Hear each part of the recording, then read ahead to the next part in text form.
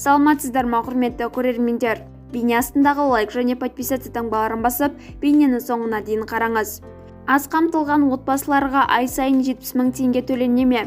Мәжіліс депутатының әрбір туған балаға 70 мың теңге көлемінде мемлекеттік жәрдемақы тағайындауға ұсынысына вице-премьер Алтай Көлгінов жауап берді деп хабарлайды Ел-Каза ақпарат агенттігі. Үкімет басшысының орынбасары депутат Гаухар Танашеваның сауалына берген жауабында балалары бар отбасыларды әлеуметтік қорғау, әлеуметтік саясаттың маңызды бағыттарының бірі екені аталған. Бүгінде елімізде мемлекеттік жәрдемақылар, әлеуметтік төлемдер, жұмыспен қамтуға жәрдемдесу шаралары, салық салу кезінде жеңілдіктер және тағы басқа жүйесін қамтитын балалары бар отбасыларды әлеуметтік қолдаудың тұтас жүйесі жұмыс істейді.